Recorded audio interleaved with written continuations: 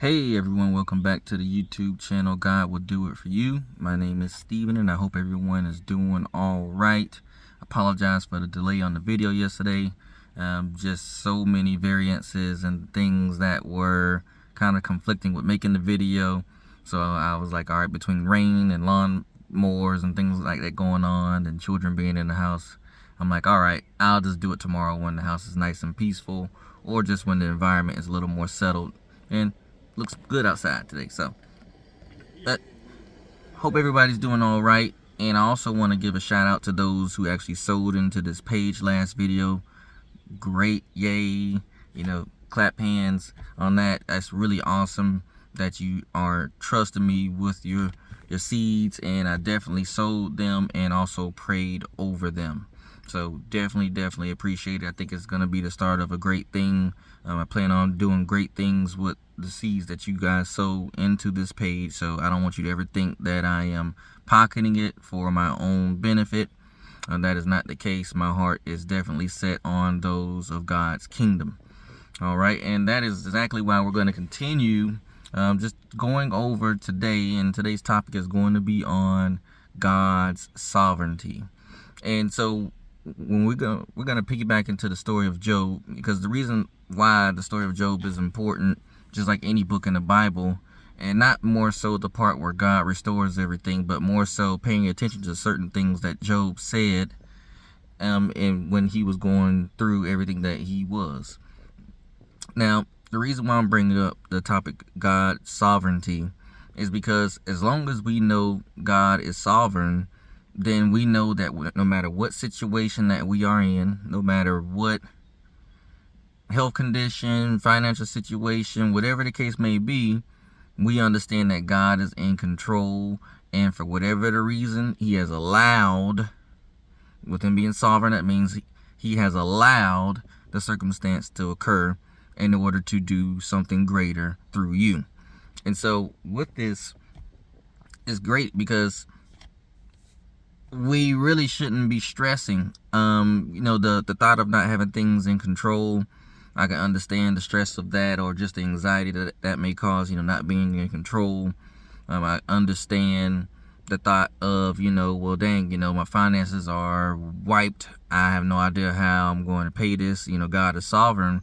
Why is he allowing things to get this drastically, bad? Or why is he allowing things to decline so rapidly? Whatever the case may be. And what I've learned just going through life is the reason why he allows those things is because he knows that he's going to put you in a situation that only he can turn around. That is why he allows it. He wants to show you that he is real. And the only way he could do it is if he puts you in a situation that only he can get you out of at the speed that it's going to turn around. And that's the thing. God could turn things around like that. So when we look at God's sovereignty and how quickly he restored Job, and how quickly he can restore, anything that he's promised somebody if he chooses to go that speed. For instance, with Gideon. Gideon asked God a request. God made the request the very night. So it really just depends on what God is trying to do to accomplish whatever he's trying to accomplish. But when we look at today's society, and just what I was just talking about, staying encouraged and leaning on God, this is the same thing. God is only testing us. It's a lot of testing going on. We all pride ourselves saying we're strong Christians, we're Christians, we're faithful and loyal to God. Well, how is God going to know that without testing you? He knows the heart. But actions speak louder than words. Actions speak louder than words. And so when we're out here and life is really good and we're like, God this, God that, and you're getting all the likes on Facebook or Instagram or X, Twitter, whatever you want to call it, and then all of a sudden something random happens that hits you. It hits you real hard. Are you still going to be saying God is amazing, God is all powerful, God is this, God is that, God? Are you still going to be giving him all the honor, praise, and glory when things get a little topsy-turvy? And that's where it all comes down. That's where he exposes the carnal-minded, and he exposes the ones that are truly for him, like David. And that's where a lot of this comes into play as far as knowing God's sovereignty, is because as long as we know that, we should be able to pass these tests with flying colors. And I know going through the experience may be difficult, but if we just keep in the back of our head that God is sovereign, He is in control of all of this, even attacks from the enemy, that, God has to allow them to occur in order for them to be even an attack against you. So God allows these things to test us, to strengthen us, to build our character, to do amazing things within us. But while we're going through it, all we have to do is pass a simple test, and that is to believe that everything will be all right no matter what it looks like. Because I kid you not, you can wake up tomorrow and things will be totally different, whatever the situation may be, even in health. So this video is sweet, short, straight to the point, because when I look at the environment and I look at how people are coping with things, when I look at what people lean towards, when I look at search topics, when I just kind of study the environment, analyze what's going on out here, people have lost hope. People have forgot that God's in control. People will pray and people will be like, I don't, if things get worse, God, there's no way that you can be real. And it gets worse and they're like, see, there's no way. And what it really is He's like, no, I'll let it get worse just to show you that I am real. Because I will fix it just as fast as it got bad. That's how good He is. I'm telling you, that's why I can sit here and smile on every video post, because I'm like, you know what?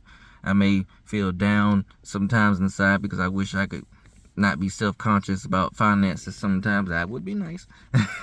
But at the same time, I look at it as discipline. Like, no, He is disciplining me to be more self-conscious over my finances, so that way when He gives me more, I am not burning through it like premium gasoline in a classic car. That is why God is actually doing the things that He's doing. He's disciplining us. Even with the health, He might be like, hey, you weren't taking care of yourself health-wise. You're eating a bunch of candy, drinking a bunch of sodas, beer, and all this and that. So now that you have a health condition, you might start taking this stuff a little more serious. Or you could have been taking just fine, good care of yourself, but you've been avoiding doctors, and you had an underlying health condition that could have been prevented, but because you avoided one of the skill sets that God has allowed on this earth, now it has progressed into something that it doesn't need to progress into. So whatever the lesson is, even with finances, like, hey, I know you feel like you live paycheck to paycheck, but I protect you from outside external circumstances. So as far as your car, you got a brand new car. As far as this, that, you should be just fine. And you're not fine because you're splurging, you're overspending, you're not making smart shopping choices, whatever the case may be. If it's in your relationship, hey, are you two seeking me? Is the man leading by example as far as the head of household and as far as keeping God the center?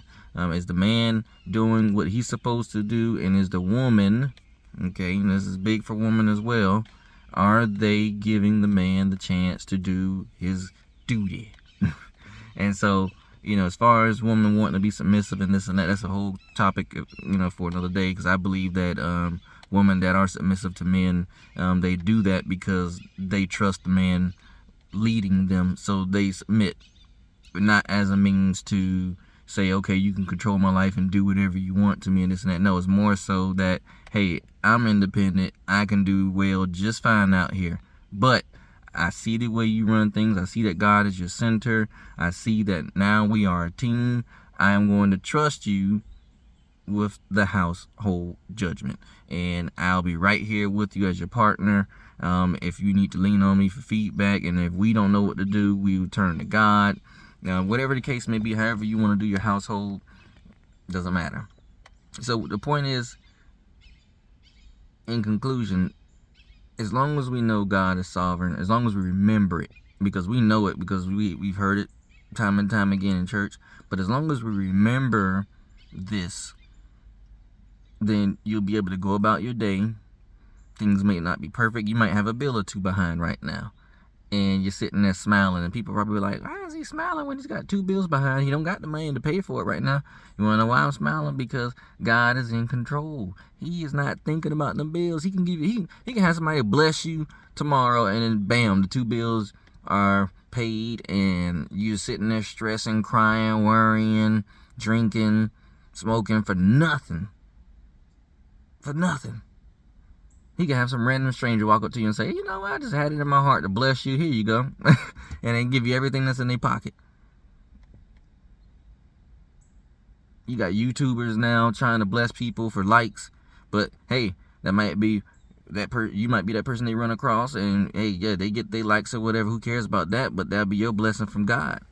That 1 in a million person that they run into. So all I'm saying is, you never know what channel, what source God will use to take care of you, but just know that God is in control, and with him being in control of all things, there's nothing that he can't do to turn your situation around. So that is going to be it for this video. I'm actually looking at the time of the video. I'm like, I think this might be my shortest video, but that's good because I'm making another one tomorrow just to kind of sum up my week and give you guys just an update on exactly what's going on.